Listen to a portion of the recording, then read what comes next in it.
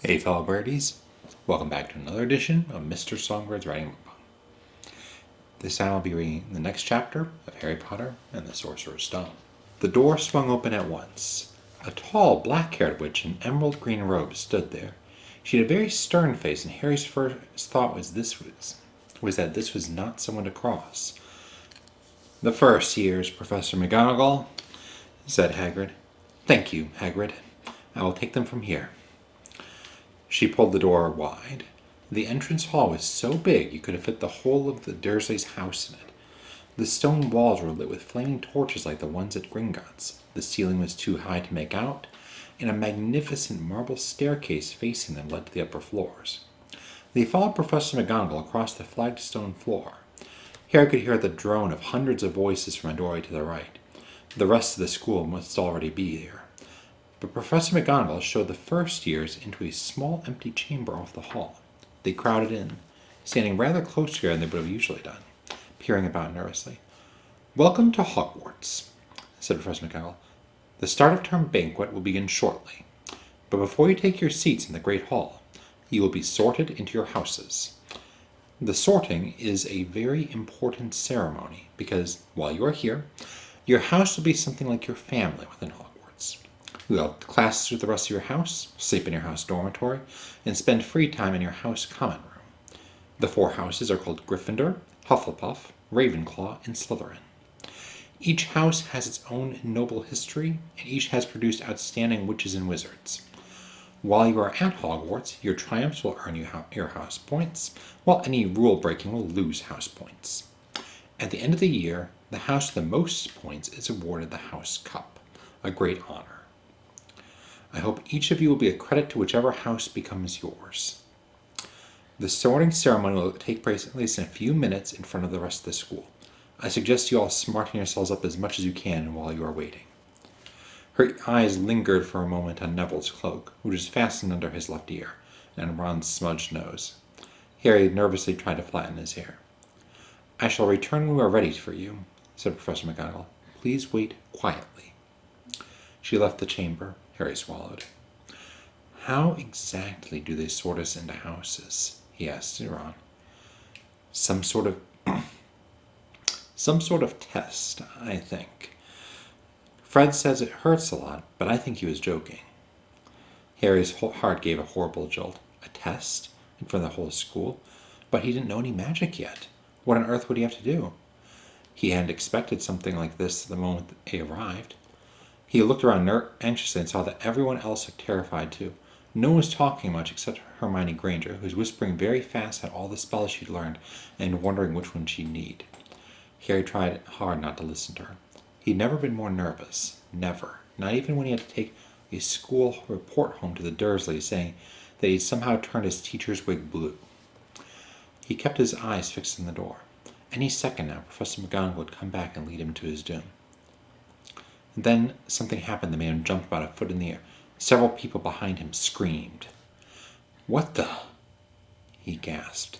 So did the people around him. About 20 ghosts had just streamed through the back wall, pearly white and slightly transparent. They glided across the room talking to one another and hardly glancing at the first years. They seemed to be arguing.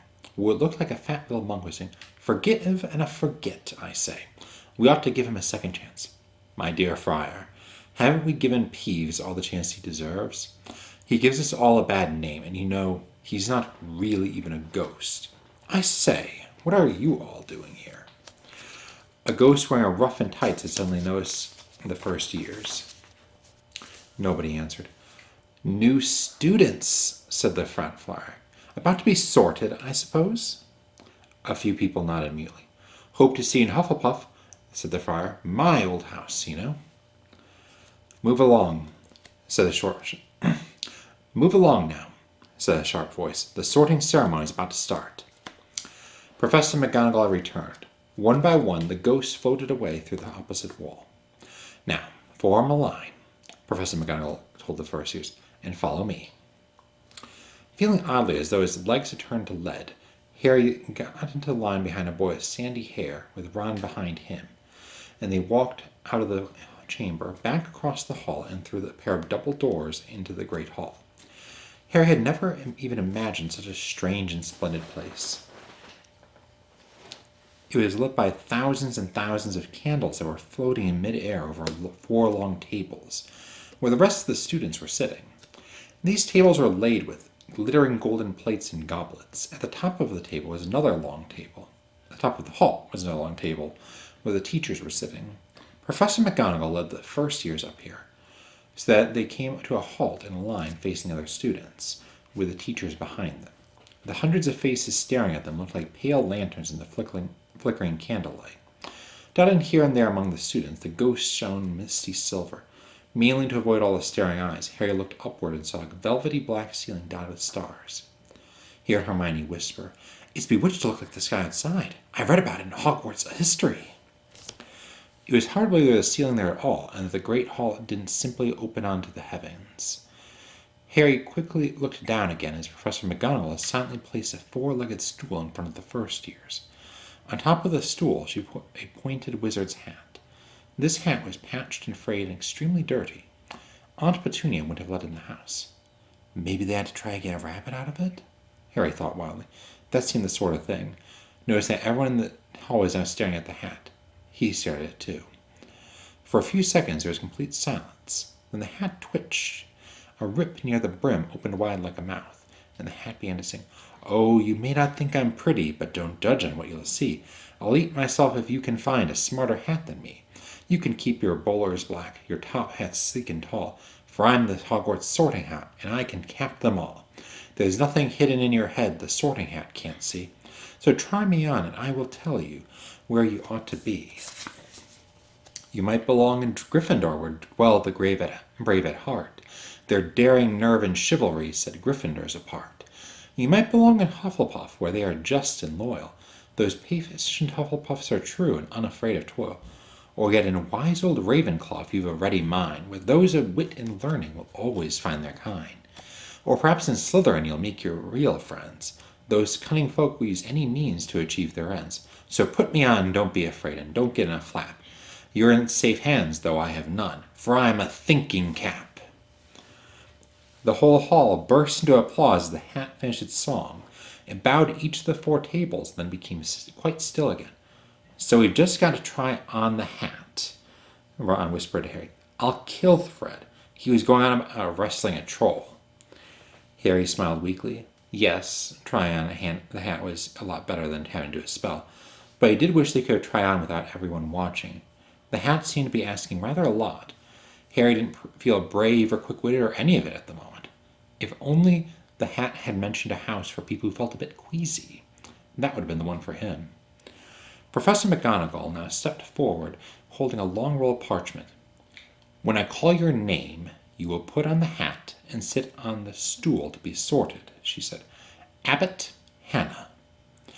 A pink-faced girl with blonde pigtails stumbled out of line, put on the hat, which fell right down over her eyes, and sat down. A moment's pause. "Hufflepuff!" shouted the hat.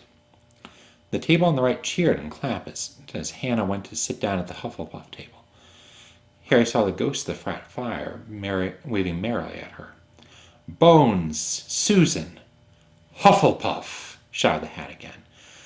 And Susan scuttled off to sit next to Hannah. "Boot! Terry! Ravenclaw!" The table second from the left clapped this time. Several Ravenclaws stood up to shake hands with Terry as he joined them. Brocklehurst Mandy went to Ravenclaw too, but Brown Lavender became the first new Gryffindor, and the table at the far left exploded in cheers. Harry could see Ron's twin brothers catcalling.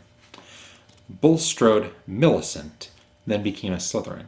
Perhaps it was Harry's imagination after all he heard about Slytherin, but he thought they looked like an unpleasant lot.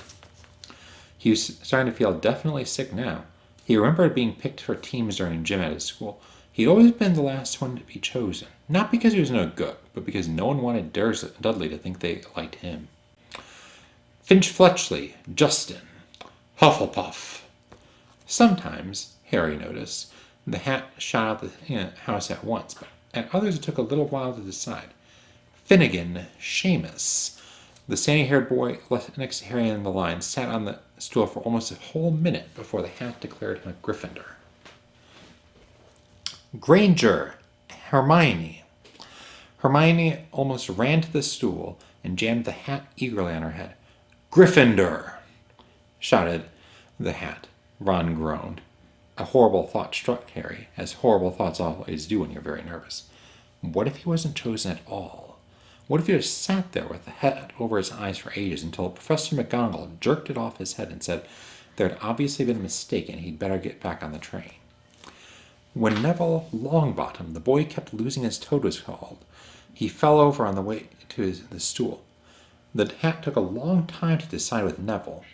When it finally shouted, Gryffindor! Neville ran off still wearing it, had to jog amid gales of laughter to give it to MacDougall Morag. Malfoy swaggered forward when his name was called and got his wish at once. The hat had barely touched his head when it screamed, Slytherin! Malfoy went to join his fans Crabbe and Goyle, looking pleased with himself. There weren't many people left now. Moon, Knott, Parkinson, then a pair of twin girls, Patil and Patil, then Perks, Sally Ann, and then at last, Potter, Harry. As Harry stepped forward, whispers suddenly broke out like little hissing fires all over the house. Potter, did you say? The Harry Potter? The last thing Harry saw before the hat drooped over his eyes was a hall full of people craning to get a good look at him. Next thing, as looking at the black inside the hat, he waited. Said a small voice in his ear. Difficult. Very difficult. Plenty of courage, I see. Not a bad mind either. There's talent. Oh my goodness, yes. And nice thirst to prove yourself. Now that's interesting.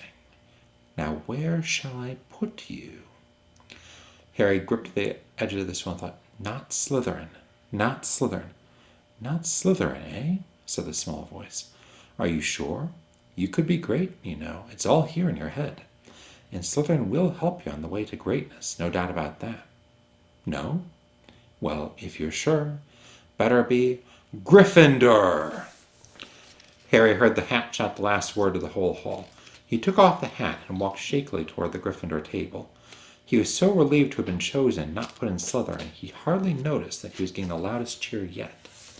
Percy the prefect got up and shook his head vigorously, while the Weasley twins yelled, We got Potter! We got Potter! Harry sat down opposite the ghost in the ruff he'd seen earlier. The ghost patted his arm, giving Harry the sudden horrible feeling he'd just plunged into a bucket of ice-cold water. He could see the high table properly now. At the end nearest him sat Hagrid, who caught his eye and gave him the thumbs up. Harry grinned back, and there, in the center of the high table, in a large chair, sat Albus Dumbledore. Harry recognized him at once from the card he'd gotten out of the chocolate frog on the train.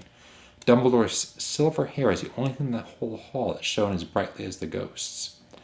Harry spotted Professor Quirrell, too, the nervous young man from the leaky cauldron. He was looking very peculiar in a large purple turban. And now there were only 3 people left to be sorted.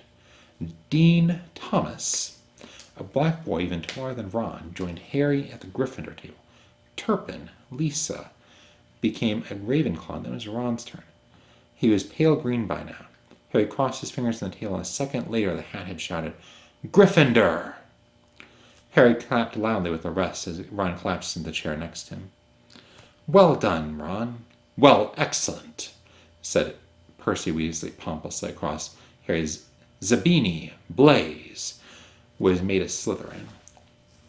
Professor McGonagall rolled up her scroll and took the sorting hat away. Harry looked down at his empty gold plate. He had only just realized how hungry he was. The pumpkin pasties seemed ages ago. Albus Dumbledore had gotten to his feet. He was beaming at the students, his arms opened wide, as if nothing could have pleased him more than to see all of them there. Welcome, he said. Welcome to a new year at Hogwarts. Before we begin our banquet, I'd like to say a few words. And here they are. Nitwit, blubber, oddment, tweak. Thank you. He sat back down. Everybody clapped and cheered. Harry didn't know whether to laugh or not. Is he a bit mad? He asked Percy uncertainly. Mad? Said Percy. He's a genius. Best wizard in the world. but he is a bit mad, yes. Potatoes, Harry? Harry's mouth fell open. The dishes in front of him were now piled with food. He had never seen so many things he liked to eat at one table. Roast beef, roast chicken, pork chops and lamb chops, sausages, bacon and steak, boiled potatoes, roast potatoes, fries, Yorkshire pudding, peas, carrots, gravy, ketchup, and for some strange reason, peppermint humbugs. The Dursleys had never exactly starved Harry, but he'd never been allowed to eat as much as he liked. Dudley had always taken anything that Harry really wanted, even if it made him sick. Harry piled his plate with a bit of everything except the peppermints and began to eat. It was all delicious. That does look good, said the ghost dwarf sadly, watching Harry cup his steak. Can't you? I haven't eaten for nearly 400 years, said the ghost. I don't need to, of course, but one does miss it. I don't think I've introduced myself. Sir Nicholas de Mimsy Porpington at your service, resident ghost of Gryffindor Tower. I know who you are, said Ron suddenly. My brothers told me about you. You're nearly Headless Nick. I would prefer you to call me Sir Nicholas de Mimsy, the ghost began stiffly, but sandy-haired Seamus Finnegan interrupted. Nearly headless? How can you be nearly headless? Sir Nicholas looked extremely miffed, as if their little chat wasn't going all the way he wanted. Like this, he said irritably. He seized his left ear and pulled. His whole head swung off his neck and fell onto his shoulder as if it was on a hinge. Someone had obviously tried to behead him, but not done it properly. Looking pleased at the stunned looks on their faces, nearly headless Nick flipped his hat back onto his neck, coughed, and said, So, new Gryffindors? I hope you're going to help us win the House Championship this year. Gryffindors have never gone so long without winning. Slytherins have got the cup 6 years in a row. The Bloody Baron's becoming almost unbearable. He is the Slytherin ghost. Harry looked over at the Slytherin table and saw a horrible ghost sitting there, with blank, staring eyes, a gaunt face, and robes stained with silver blood. He was right next to Malfoy, who, Harry was pleased to see, didn't look too pleased with the seating arrangements. How did he get covered in blood? Asked Sheena with great interest. I've never asked, said nearly headless Nick delicately. When everyone had eaten as much as they could, the remains of the food faded from the plates, leaving them sparkling clean as before. A moment later the desserts appeared. Blocks of ice cream in every flavor you could think of. Apple pies, treacle tarts, chocolate eclairs and jam donuts, trifles, strawberries, jello, rice pudding. As Harry helped himself to a treacle tart, the talk turned to their families. I'm half and half, said Seamus. Me dad's a muggle. Mom didn't tell me she was a witch till after they were married. Bit of a nasty shock for him. The others laughed. What about you, Neville? Said Ron. Well, my gran brought me up and she's a witch, said Neville. But the family thought I was all muggle for ages. My great-uncle Algy kept trying to catch me off guard and force some magic out of me. He pushed me off the end of the Blackpool Pier once. I nearly drowned. But nothing happened until I was 8. Great-uncle Algy came around for dinner and was hanging me out of an upstairs window by the ankles when my great-auntie Enid offered him a meringue and he accidentally let go. But I bounced all the way down the garden into the road. They were all really pleased. Gran was crying. She was so happy. And you should have seen their faces when I got in here. They thought I might not be magic enough to come, you see. Great-uncle Algy was so pleased he bought me my toad. On Harry's other side, Percy, Weasley, and Hermione were talking about lessons. I do hope they start right away. There's so much to learn. I'm particularly interested in transfiguration, turning something to something else. Of course, it's supposed to be very difficult. You'll be starting small, just matches into needles and that sort of thing. Harry, who was starting to feel warm and sleepy, looked up at the high table again. Harry was drinking deeply from his goblet. Professor McGonagall was talking to Professor Dumbledore. Professor Quirrell, in his absurd turban, was talking to a teacher with greasy black hair, a hooked nose, and sallow skin. It happened very suddenly. The hooked-nosed teacher looked past Quirrell's turban straight into Harry's eyes, and a sharp, hot pain shot across the scar on Harry's forehead. Ouch! Harry clapped a hand to his forehead. What is it? Asked Percy. Nothing. The pain had gone as quickly as it had come. Hard to shake off was the feeling Harry had gotten from the teacher's look, a feeling that he didn't like Harry at all. Who's that teacher talking to Professor Quirrell? He asked Percy. Oh, you know Quirrell already, do you? No wonder he's looking so nervous. That's Professor Snape. He teaches potions, but he doesn't want to. Everyone knows he's after Quirrell's job. He knows an awful lot about the dark arts, Snape. Harry watched Snape for a while, but Snape didn't look at him again. At last, the desserts too disappeared, and Professor Dumbledore got to his feet again. The hall fell silent. Ahem. Just a few more words now that we're all fed and watered. I have a few term notices to give you. First years should note that the force on the ground is forbidden to all pupils, and a few of our older students would do well to remember that as well. Dumbledore's twinkly eyes flashed in the direction of the Weasley twins. I have also been asked by Mr. Filch, the caretaker, to remind you all that no magic should be used between class and the corridors. Quidditch trials will be held in the second week of the term. Anyone interested in playing for their house team should contact Madam Hooch. And finally, I must tell you that this year, the third floor corridor on the right-hand side is out of bounds to everyone who does not wish to die a very painful death. Harry laughed, but he was one of the few who did. He's not serious, he muttered. Must be, said Percy, frowning at Dumbledore. It's odd, because he usually gives a reason why not allowed to go somewhere. The forest full of dangerous beasts, everyone knows that. I do think he might have told us, prefix at least. And now, before we go to bed, let us sing the school song, cried Dumbledore. Harry noticed that the other teacher's smiles had become rather fixed. Dumbledore gave his wand a little flick, as if he was trying to get a fly off the end, and a long golden ribbon flew out of it, which rose high above the table and twisted itself snake-like into words. Everyone pick their favorite tune, said Dumbledore, and off we go. And the school bell, Hogwarts, Hogwarts, Hoggy-Watty Hogwarts, teach us something, please. Whether we be old and bald or young with scabby knees, our heads could do with filling with some interesting stuff. For now they're bare and full of air, dead flies and bits of fluff. So teach us things worth knowing, bring back what we forgot. Just do your best, we'll do the rest, and learn until our brains all rot. Everybody finished the song at different times. At last, only the Weasley twins were left singing along to a very slow funeral march. Dumbledore conducted their last few lines with his wand, and when they had finished, he was one of those who clapped loudest. Ah, music, he said, wiping his eyes. A magic beyond all we do here. And now, bedtime. Off you trot. The Gryffindor first years followed Percy through the chattering crowds, out of the great hall and up the marble staircase. Harry's legs were like lead again, but only because he was so tired and full of food. He was too sleepy even to be surprised that the people in the portraits along the corridors whispered and pointed as they passed, or that twice Percy led them through doorways hidden behind sliding panels and hanging tapestries.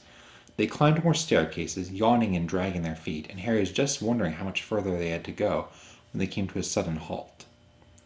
A bundle of walking sticks was floating in the midair ahead of them, and as Percy took a step toward them, they started throwing themselves at him. Peeves, Percy whispered to the first. A poltergeist. He raised his voice. Peeves, show yourself. A loud, rude noise like the air being let out of a balloon answered. Do you want me to go to the Bloody Baron? There was a pop, and a little man with wicked dark eyes and a wide mouth appeared, floating cross-legged in the air, clutching the walking sticks. Ooh, he said with an eagle cackle. Ickle firsties, what fun! He swooped suddenly at them. They all ducked. Go away, Peeves, or the Baron will hear about this. I mean it! Peeves stuck out his tongue and vanished, dropping the walking sticks on Neville's head. They heard him zooming away, rattling coats of armor as he passed. You want to watch out for Peeves, said Percy as they set off again. The Bloody Baron's the only one who can control him. He won't even listen to us prefects. Here we are. At the very end of the corridor hung a portrait of a very fat woman in a pink silk dress. Password, she said. Caput Draconis, said Percy, and the portrait swung forward to reveal a round hole in the wall. They all scrambled through it. Neville needed a leg up, and found themselves in the Gryffindor common room, a cozy round room full of squashy armchairs. Percy directed the doors through one door toward their dormitory, and the boys through another. At the top of a spiral staircase, they were obviously in one of the towers. They found their beds at last. 5 four-posters hung with deep red velvet curtains. Their trunks had already been brought up. Too tired to talk much, they pulled on their pajamas and fell into bed. Great food, isn't it? Ron muttered through the hangings. Get off, scabbers. He's chewing my sheets. Harry was going to ask Ron if he had any of the treacle tart, but he fell asleep almost at once. Perhaps Harry had eaten a bit too much because he had a very weird dream. He was wearing Professor Quirrell's turban, which kept talking to him, telling him he must transfer to Slytherin at once because it was his destiny. Harry told the turban he didn't want to be in Slytherin. It got heavier and heavier. He tried to pull it off, but it tightened painfully. And there was Malfoy laughing as he struggled with it. And then Malfoy turned to the hook-nosed teacher, Snape, whose laugh became high and cold. There was a burst of green light, and Harry woke, sweating and shaking. He rolled over and fell asleep, and when he woke the next day, he didn't remember the dream at all. That's the end of chapter 7. I'll see you folks next time. Until then, bye, fellow birdies.